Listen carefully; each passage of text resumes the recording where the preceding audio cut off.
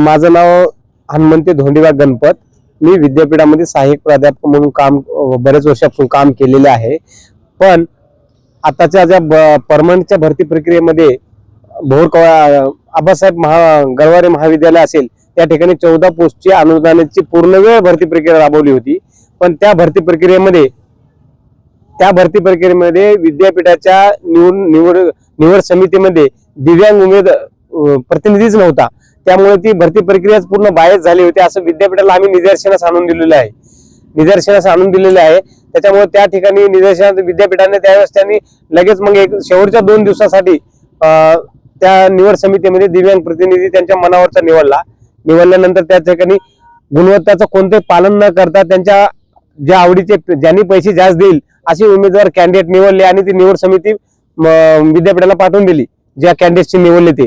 मग त्यावेळेस आम्ही त्या विद्यापीठाला कळवलं की अशा प्रकारे पैसे घेऊन त्या ठिकाणी व्यवहार चाललाय, भ्रष्टाचार मोठ्या प्रमाणात झालेला आहे आणि त्यामुळे ती भरती प्रक्रिया रद्द करण्यात येऊन अर्ज केल्यानंतर विद्यापीठाने ती भरती प्रक्रिया रद्द व्हावी म्हणून थांबवली. आतापर्यंत जवळपास 6 महिने झाले विद्यापीठाने अप्रूव्हल काढला नव्हता. पण आणि आम्हाला विद्यापीठाच्या कुलगुरूंना लेखी लिहून दिलं होतं की संबंधित भरती प्रक्रिया नियमबाह्य झाली नाही असं आम्ही त्यासाठी चौकशी समितीने होतो. चौकशी समितीने अहवाल दिल्यानंतर ती भरती प्रक्रिया रद्द करतो असं सांगून लेखी स्वतः विद्यापीठाने इथेवर लिहून दिले आणि त्यामुळे आम्ही निवांत राहिलो. पण विद्यापीठाने अचानकपणे कोणती कारवाई न करता किंवा कोणता अहवाल न करता विद्यापीठाने काल त्यांना अप्रूव्हल काढलेले आहेत आणि त्यामुळे आम्हाला आज उपोषणाला बसण्याची वेळ आली आहे. मी कालपासून झाला आमर उपोषण करतोय. विद्यापीठाचे कुलगुरू वारंवार भेटीसाठी बोलवतात पण आम्ही अक्षरशः मी अमर उपोषणाला बसल्यामुळे मी चालू शकत नाही आणि 2 मजले चालून तुम्हाला भेटू शकत नाही असं वारंवार सांगितलं त्यांना. पण आता अद्यापर्यंत कुलगुरू भेटायला आले नाहीत आणि असंच कंटिन्यू जोपर्यंत गरवारे महाविद्यालय असेल किंवा आनंदराव थोपटे महाविद्यालय भोर असेल त्या ठिकाणची भरती प्रक्रिया रद्द होणार नाही किंवा ती भरती प्रक्रिया रद्द नाही झाली तर स्वतः विद्यापीठाच्या कुलगुरूंनी राजीनामा दिला त्या दिवशी मी उपोषण सोडणार आहे. तर विद्यापीठामध्ये 133 पदाची जाहिरात निघाली कॉन्ट्रॅक्टवरची. त्या कॉन्ट्रॅक्टवरची भरती प्रक्रिया निघाल्यानंतर त्या मुलाखतीमध्ये त्यांनी अकॅडमिक परफॉर्मन्सला 50 मार्क आणि इंटरव्ह्यूला 50 मार्क ठेवलेत. पण आता सध्या 111ची भरती प्रक्रिया राबवली आहे, परमनंट साठी चालू आहे. त्यांच्यासाठी असा सेट त्यांनी लावलेला आहे की 60 मार्क अकॅडमिक परफॉर्मन्सला, 20 मार्क डेमोला आणि 20 मार्क इंटरव्ह्यूला. याचं बायफर्केशन तुम्ही सांगू शकाल की कुठल्या पदासाठी किंवा दिव्यांगासाठी जे तुम्ही म्हटलं त्यांच्या कुठल्या पदासाठी काय? दिव्यांगासाठी कॉन्ट्रॅक्टवर जे आता 138 पदं आहेत त्याच्यामध्ये 5 पदं दिव्यांगासाठी आरक्षित ठेवलेले होते त्यांनी. तसं नियमानुसार त्याला 6 पदं यायला पाहिजे होतं 2019च्या कायद्यानुसार. पण त्यांनी 5च पदं धरले आणि 5 पदही भरले. पण ते ओपनची 38 पदं ओपनची असताना त्याच्यामध्ये 5 पदं हँडिकॅपची टाकली. समांतर आरक्षण हे सामाजिक आरक्षण झाल्यानंतर भरायचं असते पण त्यांनी ओपन मध्ये हँडिकॅपला टाकल्यामुळे ओपन टोटल हँडिकॅपवर तो अन्याय झालेला आहे त्या ठिकाणी. आणि जे आरक्षित जागा होत्या त्यांच्या बॅकलॉग्स वर काय टोटॅलिटी मध्ये बॅकलॉग आहेच पण तो बॅकलॉग त्यांनी याच्यात कॉन्ट्रॅक्ट मध्ये भरला नाही त्यांनी. आता ती 111च्या पदामध्ये त्यांनी बॅकलॉग दाखवलंय त्यांनी पण आता किती भरतात त्याच्यावरती आता आणखी प्रक्रिया चालू आहे त्या संदर्भात. आता हे 133-34 लोकांची जी भरती कॉन्ट्रॅक्टवर मी आता म्हणतो परमनंटच्या काय भरती त्याच्याबद्दल 111ची भरती प्रक्रिया परमनंटची चालू आहे. पण एटीआरच्या नावाखाली बऱ्याचशा क्वालिफाय कॅन्डिडेटला मागासवर्गीय कॅन्डिडेटला त्यांनी डावललेले आहेत. जे लोक क्वालिफाय आहेत पण ते ऐन टाइमला त्यांना ऑनलाईन म्हणजे अपडेट करू शकले नाहीत ते वंचित राहिलेले त्या संदर्भात. त्याच्यामुळे बऱ्याचशा त्या एटीआरच्या नावाखाली आमचं म्हणणं आहे की ऍट अ टाइम इंटरव्ह्यूला गेल्यानंतर तुमचं काय क्वालिफिकेशन आहे किंवा तुमचे एटीआर किती आहे त्या ठिकाणी बघावं आणि त्यांना इंटरव्ह्यूला क्वालिफाय. तर विद्यापीठानं आता गरवारे महाविद्यालयाला अप्रूव्हल दिलेला आहे. तर अप्रूव्हल दिल्यानंतर त्यांचं पे फिक्सेशन होऊन त्यांना परमनंटली पगार शासनाच्या तिजोरीतून जाणार आहे. पण ती भरती प्रक्रिया शासकीय निधीमधून होणार आहे. तर त्या ठिकाणी शासकीय प्रतिनिधीने स्वतः फार मोठा भ्रष्टाचार करून त्याला मान्यता दिलेली आहे. तर आम्ही पे फिक्सेशन करण्यासाठी जेडी ऑफिसला आणि संचालक ऑफिसला अर्ज दिलेला आहे की संबंधित कर्मचाऱ्याचं उद्या पे फिक्सेशन झालं तर त्या ठिकाणी आम्ही आत्मदान करणार आहे. शासकीय निधीचा गैरवापर केलाय म्हणून त्याच्यावर गुन्हा दाखल करण्यात यावा म्हणून आम्ही अर्ज केलेला आहे त्या ठिकाणी. तुम्ही याच्यामध्ये भ्रष्टाचाराचा मुद्दा उचलला. आता ह्या भरती प्रक्रियेमध्ये काय पैशाचं घेवण देवण काय भ्रष्टाचार किंवा काय आपल्या लोकांना भरती करून घेणं असा काय प्रकार घडलाय का? आणि जर घडला आहे असा तुम्हाला विश्वास असेल तर तुम्ही कोणावर आरोप करता? या ठिकाणी भ्रष्टाचार करताना एका पदाला कमीत कमी 1 कोटी रुपये घेतलेले आहेत. हे सिद्ध करण्यासाठी ज्या पोरांचा ATR 10 ते 15 मार्क असताना 10 ते 15 मार्क असताना त्यांना इंटरव्ह्यू मध्ये 50 पैकी 50 मार्क दिले आणि त्यांना सिलेक्शन करून घेतले. ज्याची PhD नाही, ज्याचा एक पेपर नाही, नॅशनल लेवलचा काहीच नाही, पण त्यांच्या ओळखीतले, त्यांच्या नातलगावामधले, त्यांच्या जवळच्या लोकांकडून 1-1 कोटी रुपये घेऊन त्यांनी भरती केलेली आहे गरवारे महाविद्यालयात. संस्थापकावर आरोप करतोय, विद्यापीठावर आरोप आहे, जेडीचा जो शासकीय प्रतिनिधी असतो त्याच्यावर सुद्धा आरोप आहे. जेडीकडून जो शासकीय प्रतिनिधी येतो त्याची सही झाल्याशिवाय अप्रुव्हलच निघत नाही ना, किंवा मान्यताच होत नाही त्या कमिटीला. पण त्यांनी सुद्धा पैसे घेऊन त्या ठिकाणी डोळे झापून सह्या केलेल्या आहेत. आणि त्यांना गरवारे महाविद्यालयामध्ये जी भरती प्रक्रिया राबवली आहे 14 पदासाठी, त्या ठिकाणी प्रत्येक पदात जेडीने किती पदं घ्यायची आणि संस्थेने किती घ्यायचे, विद्यापीठाच्या कुलगुरूने किती पदे भरायचे, पैसे घेऊन किती भरायचे, हे सगळं बायफिकेशन झालेलं आहे.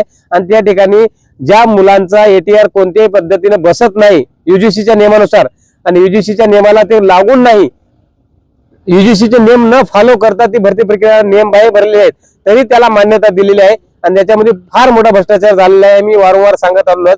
आणि विद्यापीठाच्या कानामध्ये सुद्धा माहिती आहे, सगळ्यांना माहित असताना सुद्धा विद्यापीठ त्यांना बाजू देते. आणि याच्यामध्ये फार मोठा राजकीय लोकांचा हस्तक्षेप असल्यामुळे या भरती प्रक्रियेला मान्यता देण्यात आलेली आहे.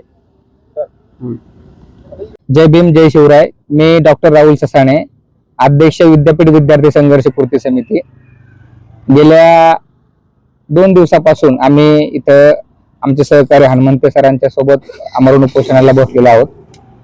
त्यांनी आता सविस्तर सर्व गोष्टी सांगितलेल्या आहेत. याच्यामध्ये 2 गोष्टी आहेत. पहिली गोष्ट म्हणजे विद्यापीठामध्ये जे 133 सहाय्यक प्राध्यापक पदाची भरती प्रक्रिया झाली, त्याच्यामध्ये जो काही गैरव्यवहार झाला तो एक मुद्दा आहे. दुसरा मुद्दा, गरवारे कॉलेज, भोर कॉलेज आणि अहिल्यानगर येथील अहमदनगर जिल्हा मराठा विद्या प्रसारक समाजाचे जे काही अनुदानित महाविद्यालय आहेत त्या प्राध्यापक भरतीमध्ये झालेला भ्रष्टाचार. एकूणच सावित्रीबाई फुले पुणे विद्यापीठ आणि विद्यापीठाच्या संलग्नित महाविद्यालयामध्ये ज्या काही भरती प्रक्रिया होत आहेत त्या भरती प्रक्रिया पूर्णपणे संशयाच्या भोवऱ्यात अडकलेल्या आहेत. आमची मागणी हीच आहे की कुठलीही भरती प्रक्रिया विद्यापीठातील असेल, विद्यापीठाच्या संलग्नित महाविद्यालयातली असेल, ती पारदर्शकपणे झाली पाहिजे. कुठल्याही SC, ST, OBC, महिला आणि दिव्यांग उमेदवारावरती अन्याय झाला नाही पाहिजे. त्याच्यामध्ये आता येणाऱ्या काळामध्ये विद्यापीठामध्ये 111 परमनंट प्राध्यापकांची भरती होणार आहे. याच्यामध्ये ATRच्या नावाखाली अनेक उमेदवारांना डावलले गेले आहे. आमची विद्यापीठ प्रशासनाला लेखी आम्ही विनंती केलेली आहे की कुठल्याही विद्यार्थ्याला किंवा उमेदवाराला ATRच्या नावाखाली न डावलता मुलाखतीच्या वेळेस त्याच्याकडे उपस्थित पात्रता जी असेल त्या पात्रतेच्या आधारावरती त्याची भरती प्रक्रिया केली जावी किंवा त्याला मुलाखतीमध्ये समावेश करून घ्यावं. एकंदरीत मुद्दा असा आहे की विद्यापीठ असेल, विद्यापीठातील संलग्नित महाविद्यालय असेल, इथली जी काही प्राध्यापकांची भरती आहे ती पूर्णपणे पारदर्शक व्हावी. आता दुसरा मुद्दा आहे, आमचे 2-3 सहकारी या ठिकाणी आजपासून आंदोलनाला बसलेले आहेत. काही त्याच्यामध्ये शिपाई आणि क्लार्क पदासाठीचे कामगार आहेत जे विशिष्ट काळासाठी विद्यापीठामध्ये काम करत होते. नंतर काही काळानंतर त्यांना काढून टाकण्यात आलं. गेल्या 1 वर्षापासून ते सातत्याने आंदोलन करतायत, मोर्चे करतायत आणि आपला निषेध व्यक्त करतायत. लेखी पत्रव्यवहार कुलगुरू असतील, प्रकुलगुरू असतील, कुलसचिव असतील यांच्याकडे करत आहेत. परंतु विद्यापीठ प्रशासन त्यांना केवळ लेखी आश्वासनाच्या पलीकडे काही देत नाही. आता त्यांच्याकडे पत्र आहेत, ते देखील त्यांच्या तोंडाने सांगतील की कशा पद्धतीने विद्यापीठाने त्यांना लेखी आश्वासन दिलं होतं. मागच्या वेळेसच ज्यावेळेस ते आंदोलनाला बसले त्यावेळेस सांगण्यात आलं की 3 महिने तुम्ही थोडासा संयम ठेवा आणि 3 महिन्यानंतर आम्ही तुम्हाला सेवेमध्ये समाविष्ट करून घेऊ. परंतु त्यांनी दिलेल्या लेखी आश्वासनाचं देखील ते पालन करत नाहीत. त्याच्यामुळं शिपाई असेल, क्लार्क असेल, समन्वयक असेल किंवा कुठलीही पदभरती असेल, म्हणजे शिपायापासून ते प्राध्यापकांच्या पदभरतीमध्ये आणि तिथून डीन पासून ते कुलसचिव पदाच्या भरती प्रक्रियेमध्ये प्रत्येक ठिकाणी भ्रष्टाचार होताना दिसतो आहे. आणि एक सूत्र याच्यामध्ये जाणीवपूर्वक, एक समान सूत्र असं आहे की याच्यामध्ये जाणीवपूर्वक SC, ST, OBC अशाच प्रवर्गातील उमेदवारांवरती सातत्याने अन्याय होतोय. हे शिपाई प्रवर्गातले लोक असतील, क्लार्क असतील, प्राध्यापक असतील, हे सगळेचे सगळे बहुजन समाजामधून येतात. आमचा तर असा आरोप आहे की संबंधित कुलगुरू हा एक जातीवादी कुलगुरू आहे आणि एकूणच सगळं प्रशासन जे आहे ते एक विशिष्ट विचारधाराला समोर ठेवून किंवा त्यांच्या हितसंबंधाचं राजकारण करत आहे. तर एक विद्यार्थी कार्यकर्ता म्हणून माझी हीच आपल्या माध्यमातून विनंती आहे की या सर्व प्रश्नांवरती विद्यापीठाला आपण सर्वांनी एकत्रितपणे जा विचारला पाहिजे आणि सर्वांना न्याय मिळेल यासाठी एकत्रितपणे संघर्ष केला पाहिजे. धन्यवाद. मुळात हे अशा पद्धतीचे कृत्य का करतात हे आपण समजून घेतलं पाहिजे. SC ST OBC प्रवर्गातील जे काही उमेदवार असतात किंवा प्राध्यापक असतात किंवा कार्यकर्ते असतात हे नेहमी अन्यायाच्या विरुद्ध बोलण्याचं काम करतात, विद्यापीठ प्रशासनाच्या चुकीच्या धोरणावरती बोलण्याचं काम करत असतात, सरकार, केंद्र सरकार आणि राज्य सरकारच्या चुकीच्या धोरणावरती ते भूमिका घेत असतात आणि आपल्या वेगवेगळ्या प्लॅटफॉर्मवरून विद्यार्थी असेल तर ते आंदोलनाच्या माध्यमातून, प्राध्यापक असेल तर तो आपल्या लेखाच्या माध्यमातून या सगळ्या तो व्यक्त होत असतो आणि ही व्यक्त होणारी माणसं त्याला नको आहेत म्हणून त्यांना सिस्टीम मध्ये मुख्य प्रवाहामध्ये येऊच द्यायचं नाही अशा पद्धतीची सगळी यंत्रणा काम करत आहे. तुम्ही विचारलं की आता हा जो काही बहुजन समाजावरती अन्याय होतो यासाठी आपण काय केलं पाहिजे, याच्यावरती विद्यमान परिस्थितीमध्ये एकच मला याच्यावरती मार्ग दिसतोय की जास्तीत जास्त SC ST OBC ने एकत्र आलं पाहिजे आणि या सरकारला जाब विचारला पाहिजे, प्रश्न विचारले पाहिजे, तरच आपले प्रश्न हे मार्गी लागणार आहेत. तीन प्रकाश मागाडे. मी गेले विद्यापीठात 17 वर्ष माझी सर्व्हिस झालेली आहे आणि तसेच माझे जे सहकारी आहेत प्रत्येकाचं जे आहे ते 5 ते 20 वर्ष सर्व्हिस झालेली आहे असे आमच्यामध्ये लोक आहेत सगळे. तर आम्ही वारंवार विद्यापीठाकडे त्यावेळेस विनंती केली की आम्हाला विद्यापीठाचे जे काही त्यांच्या अधिकारात जे बसतं की विद्यापीठ निधीतून आम्हाला नियुक्ती मिळावी. त्यावेळेस सुरुवातीला आम्ही पत्रव्यवहार केला, कारण सुरुवातीला आम्ही जे होतो ते विद्यापीठाच्या एकत्रित वेतनावरती होतो. त्यानंतर त्यांनी नवीन फतवा काढला की विद्यापीठामध्ये कॉन्ट्रॅक्ट पद्धत आणायची पुन्हा, जी आधी बंद केली होती 2012 साली. त्यानंतर त्यांनी काय केलं, परत 2019ला ठरवलं की परत ते आणायचं. तर ते आम्हाला काही मान्य नव्हतं, कारण पूर्वी जो आम्ही जे 15 ते 17 वर्षाची आमची सर्व्हिस झालेली ती आमची त्यावेळेस विद्यापीठाशी डायरेक्ट संबंध होता आणि ह्यांनी त्यावेळेस ठरवलं की आमचा संबंध तोडायचा, कारण ज्यावेळेस कॉन्ट्रॅक्ट येईल त्यावेळेस आमचं जे काही पेमेंट आम्हाला येणार आहे किंवा ज्या काही नोंदी होणार आहेत त्या कॉन्ट्रॅक्टरकडे होणार आहे. तर ते आम्हाला मान्य नव्हतं म्हणून आम्ही रजिस्ट्रारांची भेट घेतली, VCची भेट घेतली. त्यावेळेस त्यांनी आम्हाला सांगितलं की एकतर तुम्ही कॉन्ट्रॅक्टमध्ये जा नाहीतर घरी जा, म्हणजे आमच्या समोर ऑप्शनच ठेवला नव्हता. त्यानंतर आम्ही वारंवार त्यांच्याकडे मागणी केली पण त्यांनी त्याला काही सिरियस घेतलं नाही. त्यानंतर 2021 साली आम्हाला डायरेक्ट कार्यमुक्तीचे आदेश दिले. बरं, ते कार्यमुक्तीचे आदेश जे दिले ते त्यांनी एका दिवसात घेतले.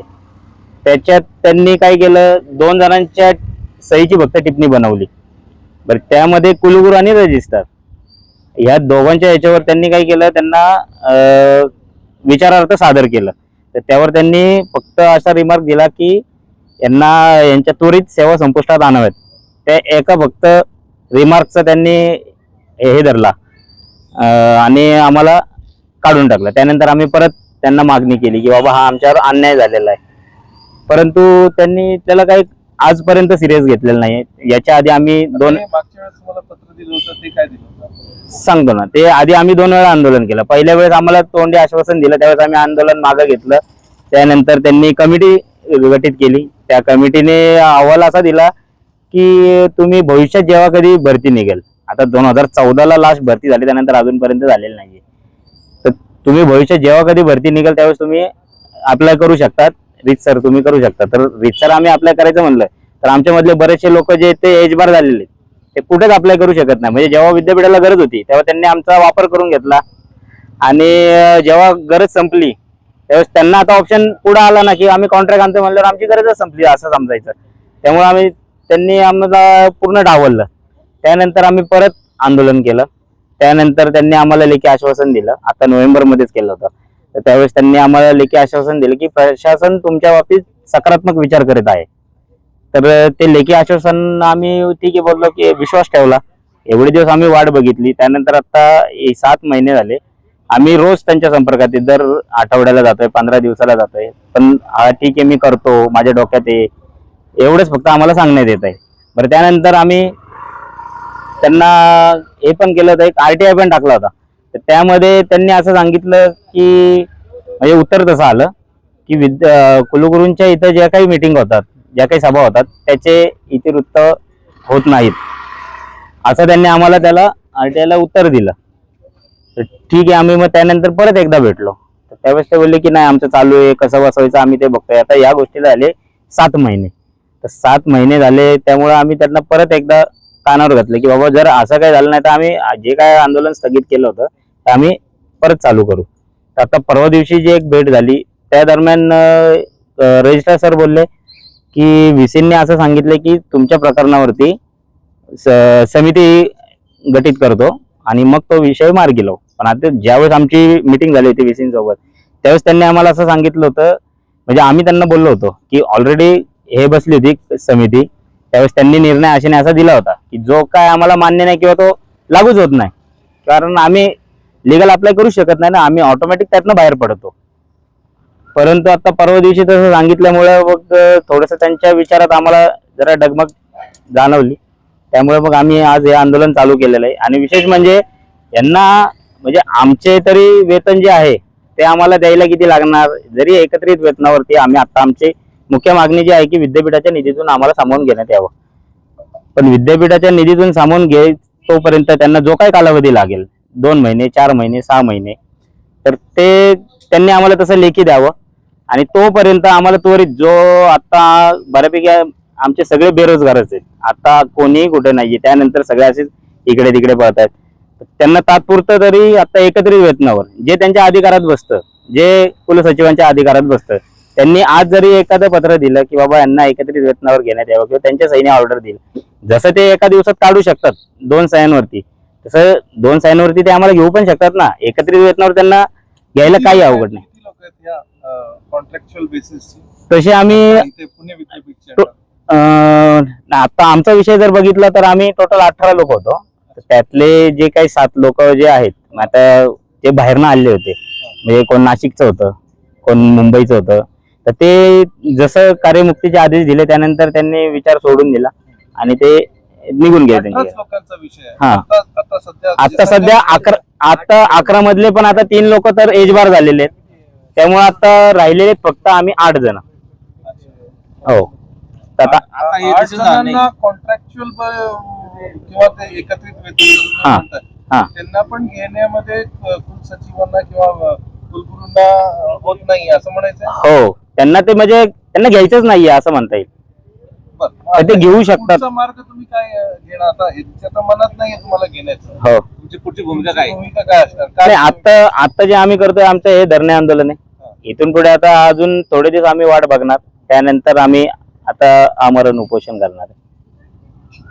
जनतेला काय संदेश द्याल? जनतेला आता काय संदेश देणार